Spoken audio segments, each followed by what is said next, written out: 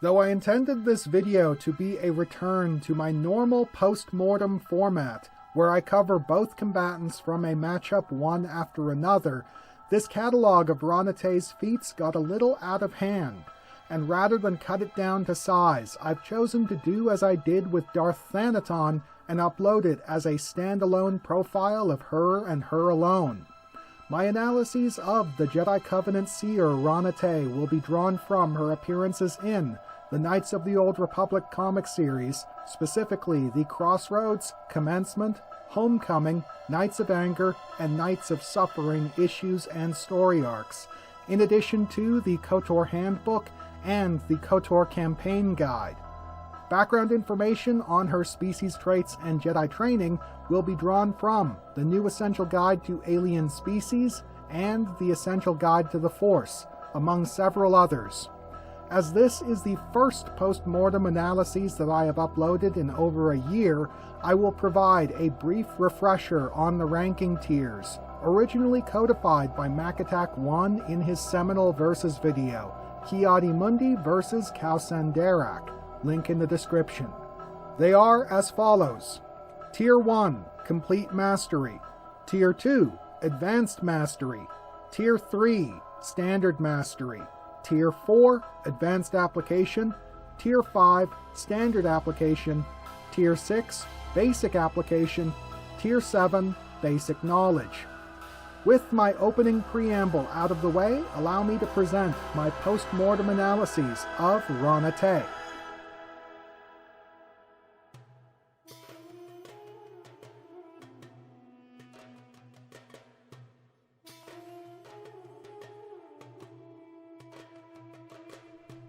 Raana Tey was a Togruta female garbed in opulent Jedi dress robes, and was active as a Jedi Master up until her death during the Mandalorian Wars, 3,963 years before the Battle of Yavin. As discussed in the New Essential Guide to Alien Species, the Togruta were a humanoid species native to Sheely, and were distinguished by their hollow horns and dangling head tails, which provided echolocation and a finely tuned spatial sense, which they specifically relied on when hunting. Their instinctive connection to their surroundings gave them an affinity for the living force, and it's worth noting that the majority of Togruta who ventured off-world were female Jedi, Raana Tey being an obvious example.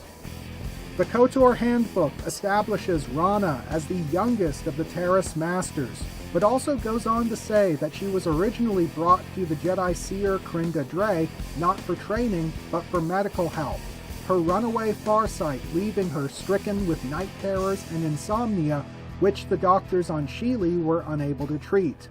Crinda helped Raana manage her condition through therapy sessions with other Jedi Seers, and the grateful Raana pledged herself to the Jedi Covenant. However, her involvement in the Padawan massacre of Taris caused her nightmares to worsen, and the breakup of the Taris Watch Circle by the Jedi Council removed the support structure upon which she was totally reliant, causing her sanity to deteriorate. Moving on to her direct appearances in the KotOR comic series, specifically the opening story arc Commencement, the first thing Raana Tey demonstrated was high agility when she executed a successful mid-air acrobatic intercept against Zane Carrick's speeder bike. In a subsequent engagement with Rakghouls and Gamorrean slavers in the Terrace underlevels, she clearly acquitted herself well in general combat. However, her attempt to board the Last Resort during takeoff via one of its ganglines failed when she lost hold of the line, demonstrating the limits of her strength. This balance of high dexterity versus middling strength is reinforced by her following appearance in KotOR issue 9, titled Homecoming, where contemporary scenes depict her casually balancing her lightsaber on her fingertip, while flashbacks to her teenage years depict her getting overpowered by Lucien Dre in sparring. However, these same flashbacks also depict Crinda Dre declaring Raana to be the best seer of her species, so there is that. Her next appearance in the Knights of Anger arc depicted the mental degradation and insomnia described in the KotOR handbook, while also mentioning her risky and ineffectual attempts to manage her symptoms with drugs.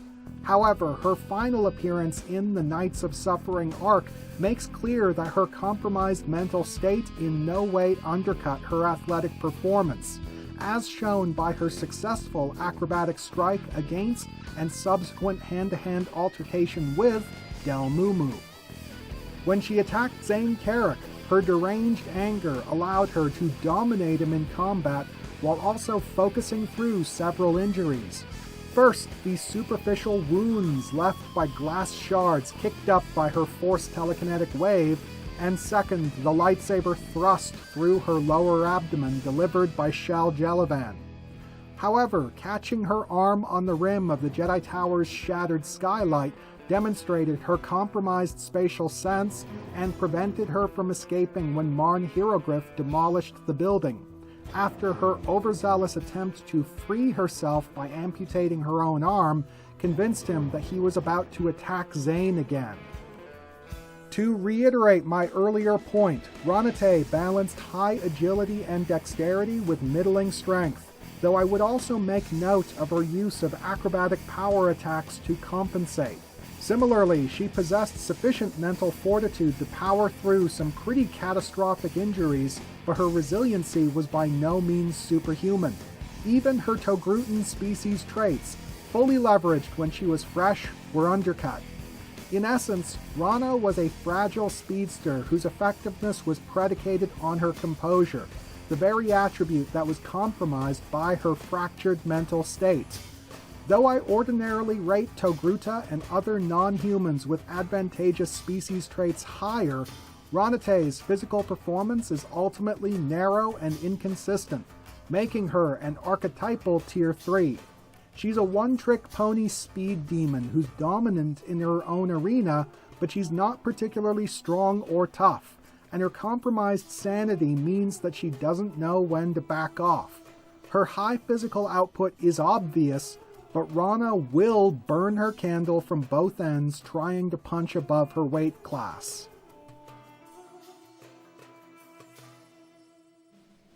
Unfortunately, there is no relevant information on Raana Tey's martial training or proficiencies in any of the source books, so this segment is going to be based purely on the comics. For the sake of expediency, I will be starting things off with the Homecoming issue, which provides the clearest look at her green-bladed lightsaber hilt, establishes her reputation as the Wild One, and depicts her earliest combat feats via flashback. As a teenager, she participated in a 4-on-1 group sparring match against Lucien Dray. Attacking in tandem with Zamar, she was immediately grappled aside and subdued. This was one of the Watch Circle's first exercises, and Crinda Dray was shocked by how close Lucien came to seriously hurting them. Moving on chronologically to the Commencement arc, she perpetrated the Padawan massacre of Taris and impaled her apprentice Camlin. During the subsequent pursuit of Zane Carrick, she executed a perfect acrobatic strike against his speeder bike, but against the wrong target, instead slicing off the sidecar and freeing up the vehicle's mobility, contributing to Zane's successful escape. A botched attempt to track his movements via Farsight led to a pointless skirmish with Rakghouls and Gamorrean slavers in the Undercity, where Raana is observed ferociously disemboweling a Rakghoul. Though successful at tracking Zane to the last resort, she never had the opportunity to engage, as her attempted boarding action against the vessel failed. Her subsequent effort against Zane Carrick was depicted in the Reunion arc, where she implemented a plan that Lucien Dray likened to Dancing with the Dark Side. She used the Jedi Covenant's corporate connections to transfer Zane's father, the accountant Arvin Carrick, to the banking world of Telegraph, where he would be shadowed by bounty hunters waiting to apprehend Zane if and when he showed up. However, she hired the wrong bounty hunters, the Mumo brothers botching the assignment and instead kidnapping Arvin. After consulting with her colleagues, Tey resolved to cut her losses and abort the plan, ordering Arven's death. Arven was rescued by Zane immediately afterwards. However, Raana Tey's manipulation of Shel Jelavan, depicted in the Knights of Suffering arc, demonstrates that she did not abandon the tactic of using her target's friends and family as bait, though this attempt also backfired. As for direct combat feats, Raana used an acrobatic strike to evade Del Mumo's blaster fire and destroy his weapons, though she nearly overextended in their subsequent engagement, getting knocked to the ground and disarmed when he hurled the Teresian Senator Garavis at her. She recovered almost immediately, grappling aside Mumo's blaster pistol and going hand-to-hand with him. Afterwards, when examining the bomb left by the criminal Jervo after it failed to detonate, she confessed to being ignorant about explosives and detonators. She started off her penultimate confrontation with Zane by bisecting a fully armored Mandalorian warrior. Attacking Zane in a blind rage, she put him on his back foot almost immediately and landed multiple superficial hits against his armor. When he attempted to open some distance with his jetpack, she resorted to acrobatics to keep pace with him, successfully disarming him of his lightsaber and deflecting his subsequent blaster shots. Carrick's attempt at an emotional appeal backfired, instead provoking Raana into unleashing her telekinesis, which allowed her to destroy his jetpack before he recovered. Though simply brandishing twin lightsabers does not require specialist training, Raana appeared to be going in for the Jarkai twin strike maneuver before Shel Jelavan backstabbed her, so I am willing to accept this as a genuine display of skill in twin saber combat. In conclusion, Raana Tey has demonstrated proficiencies in conventional lightsaber combat, hand-to-hand combat, and twin saber combat. Her high-performance technique allowed her to achieve single-stroke victories in most of her fights, and she clearly outclassed Zane Carrick. However, she overextended against Lucien Dray and Del Mumo, while her tunnel vision gave Shel Jelavan an opening. Furthermore, she confessed to her ignorance about explosives, indicating that she was a pure martial artist and melee specialist. She may be able to adapt her lightsaber training to conventional blades or blunt weapons, but her knowledge of blasters no doubt begins and ends with blast deflection. Overall, she is a high-performing martial artist, but her core technique was narrow and conventional, while her tactical oversights and general ignorance were worsened by her compromised mental state. Therefore, I rate Raana Tey as a Tier 3 lightsaber duelist. Though her chosen lightsaber form is unconfirmed, she perfectly embodies the archetypal Itaru master, her high-performance offensive technique allowing her to effortlessly roll over the vast majority of opponents, but constantly overextending when faced by serious opposition because she doesn't know when to cut her losses.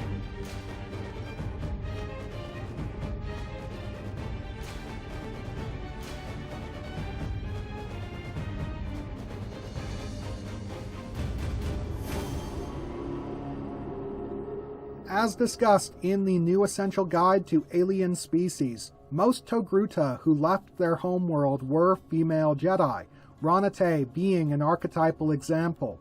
However, where Togruta were theorized to possess a strong affinity for the living force, Tey's gift for farsight indicated a connection to the unifying force. And as already discussed in the KotOR handbook, she had no control over this power, spending her entire life towing the edge of sanity, reliant on the support of her fellow Seers to function. Within the Jedi Covenant, she trained as a Jedi Consular, and the KotOR campaign guide lists her official job title as Seer of the Circle.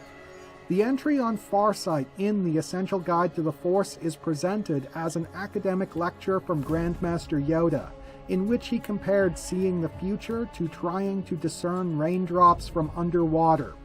Technically possible, but such visions are fleeting, and clarity didn't always mean truth. Perspective was crucial, for the future is always in motion.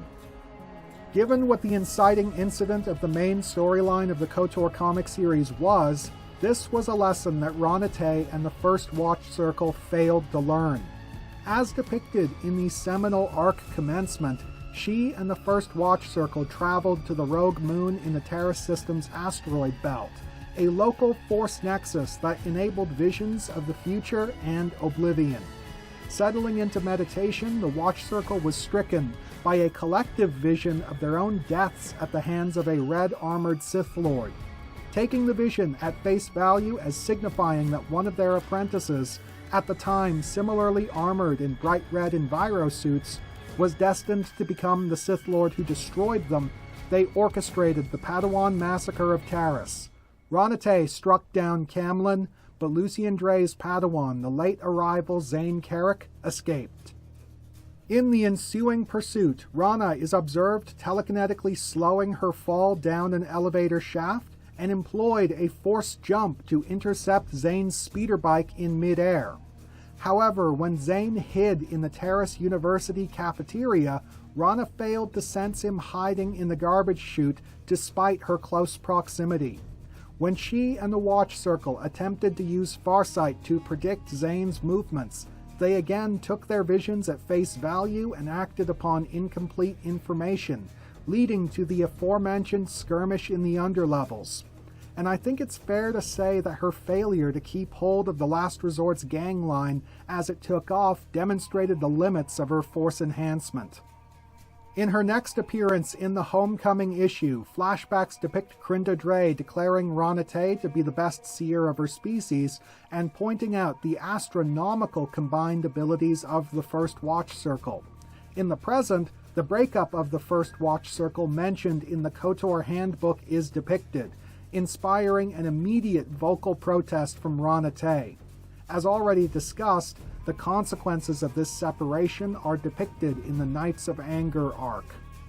In her final appearance in the Knights of Suffering arc, Raana again opens things out with force jumps and lightsaber combat, and her ignorance of conventional explosives and detonators is again worth mentioning as a significant knowledge gap. When she confronted Zane Carrick, she was clearly driving her combat performance with dark rage, this deranged anger similarly fueling a massive force wave, devastating the chamber and blasting Zane out of the sky. While gloating over Carrick, she mentioned sharing in a vision with Cornelia immediately before overhearing the prophecy of the Five from Crinda Dre. However, she failed to sense Shel Jelavan coming up behind her until it was too late. In conclusion, Raana Tey's runaway farsight and telekinetic magnitude clearly indicated her high force potential, but her development was strictly controlled by her instructors, who funneled her down very specific avenues and ultimately left her ignorant of anything outside of her appointed field. Furthermore, like the rest of her colleagues, she was arrogant in her insight and was unwilling to face reality when it differed from her visions. Worse, her reliance on the support of the First Watch Circle demonstrated that she ultimately failed to truly control her latent powers, her use of the Force being more akin to opening a floodgate. However, despite her numerous blunders and miscalculations, she has never underperformed in regards to her applications of the Force. She simply lacks versatility or tact. This in mind, I rate Raana Tey as a Tier 3 Force wielder.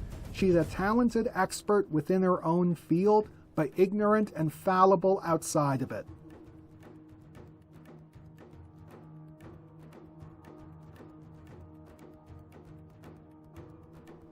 Raana Tey's final rating is Tier 3 across the board. In all areas, she is performing on a high level, but she's also a specialist who is only bringing one thing to the table, making her a textbook example of standard mastery. Though her over-specialization was driven by the exact opposite factors, I would compare Raana's development as a Jedi to that of Anakin Skywalker. Both were prodigal Force talents who experienced rapid vertical growth by specializing in a small set of core skills, but failed to expand horizontally into other areas.